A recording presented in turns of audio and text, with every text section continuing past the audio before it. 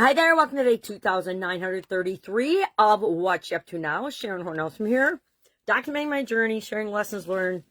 I say the good, the bad, and the ugly because some of the lessons that I've learned have been really ugly. Some of them have been awesome, of course, those I call wins. But lessons learned are usually the things that didn't go according to plan or exactly how I wanted or expected them to. But I took away takeaways and learning from that so I didn't make the same mistakes again. Or so that next time I tried to do a process, a procedure, a system, anything, do a new product line, do a new course, write a book, whatever, it worked out better. So today, as part of this year's annual challenges, and we're doing the Supersize You annual challenge and the Supersize Your Business annual challenge. First time I've ever done an annual challenge for my Supersize Your Business community and group. So it's kind of exciting and fun, putting together tools and things to go along with it this year, which is technically a challenge for me because I have vision challenges. I have limited vision. And so some things that are super easy for other people, I find very frustrating these days. But I choose not to be frustrated. I choose to make it be a challenge to overcome and create what it is that I'm trying to create in the world.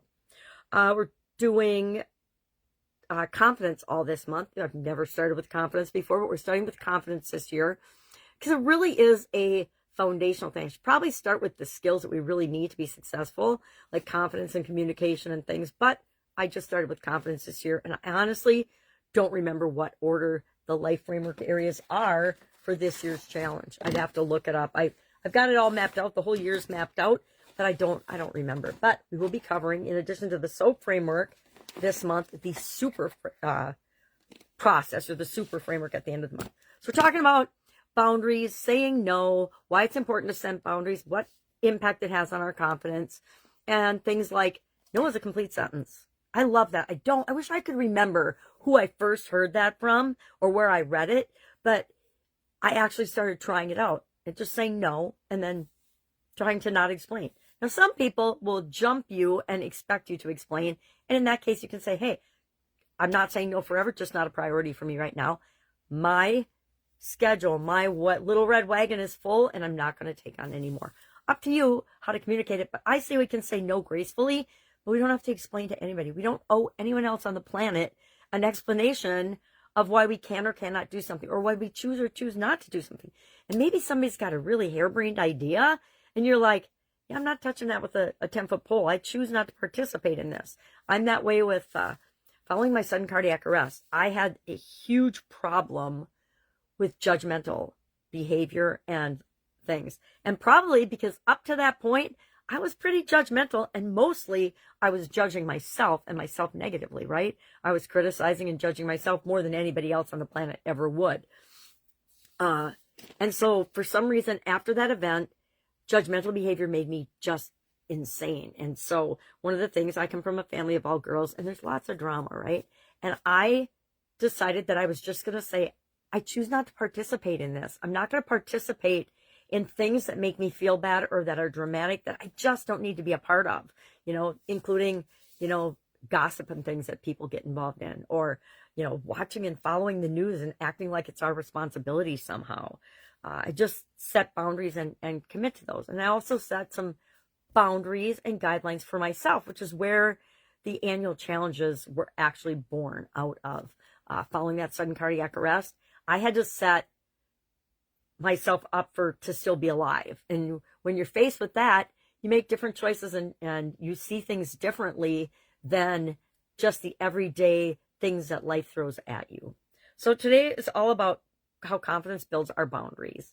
And the S in the SOAP framework. S in the SOAP framework, of course, stands for story or situation. And we want to look at our current story and situation and our desired story and situation for whatever it is we're looking at. I say pick a confidence related thing. So I almost picked boundaries because that's our topic today, but I actually picked the whole topic of direct messaging. I don't think I handle people that direct message me well. I should just ignore them.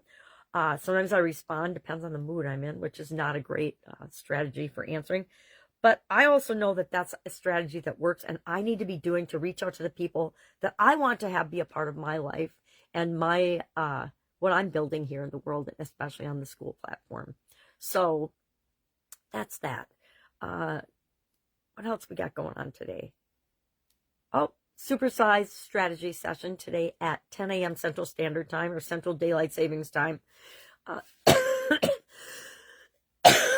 And if I don't have anybody that wants free coaching by showing up at 10 and joining the Supersize School community, which is also freemium, meaning you can join for free and get access to a bunch of foundational things, I will probably talk about my interesting interactions and foray into trying to figure out how to use AI to help me create a dashboard or a control panel, which, covers all of the Supersize challenges content for the year, because I want to put it all in a dashboard that people could use. And I did a first run at it, but then I ran out of time and energy and credits on that, and so I've had to start all over again yesterday, and I was super frustrated because I was so excited about how well it was going. And it'll get figured out again. Now I'm just trying to figure out, how do I get my content in there? Do I have to do it 1 month at a time? And if so, that's fine, but I just have to figure it out so that I don't break it every time I touch it. Sometimes I do that. I used to take everything apart as a kid to figure out how it worked, but then I would never put it back together. It was very frustrating for my parents, I'm sure. You have clocks and watches and toys all over the place, parts. All right, have an awesome day. If I can help you in any way, ask. Otherwise, I will, of course, be with you tomorrow.